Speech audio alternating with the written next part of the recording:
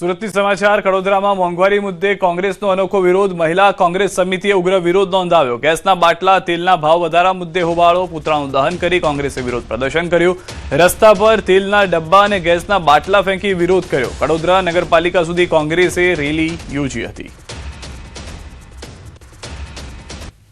Gas cylinder બાટલો જે હતો તેનો ભાવ વધારાના બાબતમાં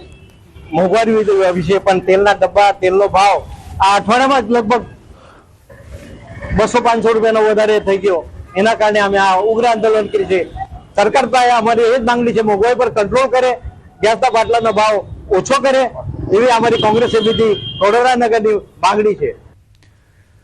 ગુજરાત વિધાનસભામાં રાજ્યમાં બાળકો ગુમ થવા મામલે આંકડા રજૂ કરવામાં આવ્યા હતા કોંગ્રેસના ધારાસભ્ય શૈલેષ પરમારના પ્રશ્નોના જવાબમાં નાયબ મુખ્યમંત્રી હર્ષ સંઘવીએ જવાબ આપ્યો છે તેમણે જણાવ્યું કે છેલ્લા 2 વર્ષમાં રાજ્યના 24 જિલ્લાઓમાંથી કુલ 522 બાળકો ગુમ થયા છે તેમણે જણાવ્યું કે ગુમ થયેલા બાળકોને શોધવા માટે રોજિંદા ધોરણે ઓપરેશન ચલાવવામાં આવે અને ઘણા કિસ્સાઓમાં બાળકો મળી પણ આવે છે જોકે કેટલાક કિસ્સાઓમાં બાળકો મળી જાય છે પરંતુ તેમના માતા પિતા મળી શકતા નથી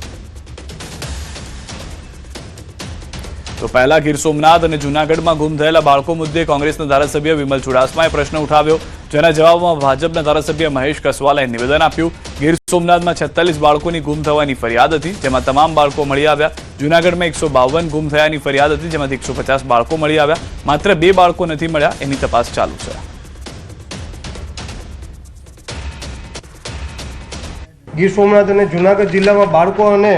મહિલાઓમાંથી કેટલાક કિસ્સામાં અપહરણનો કેસ નોંધવામાં આવ્યો ત્યારે આપણને બંને જવાબો દેવામાં ન આવ્યા ત્યારે આ સરકારને હું પૂછવા માગું છું કે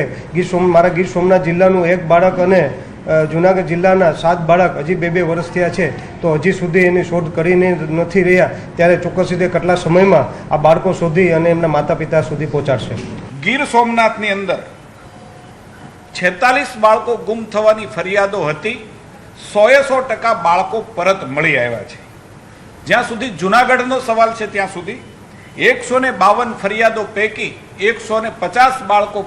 પોલીસને મળી આવ્યા છે તેમના ઘરે પરત મોકલેલા છે 2 બાળકો હજી જે નથી મળીને આવ્યા એમની તપાસ ચાલુ છે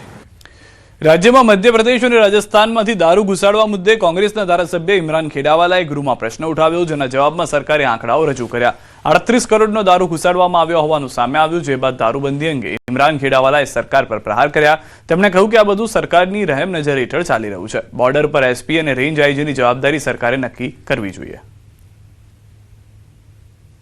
આ બોર્ડર પરથી પકડાયેલો દારૂની જ આપણને ખબર છે પણ અંદર કેટલી સંખ્યાના અંદર ઘૂસી ગયો છે અને અમદાવાદ શહેરના અંદર કે ગુજરાતના અંદર આપ જે માંગો તે બ્રાન્ડની દારૂ ગુજરાતના અંદર મળતી હોય છે ત્યારે સરકાર આ અંગે ખુલાસો કરે વિધાનસભામાં જવાબ આપ્યું છે સરકારે પરંતુ ગૃહ રાજ્યમંત્રી શ્રી સરકાર અને મને પણ ખાતરી આપે કે ગુજરાતના અંદર એક ટીપું પણ દારૂ નહીં આવે।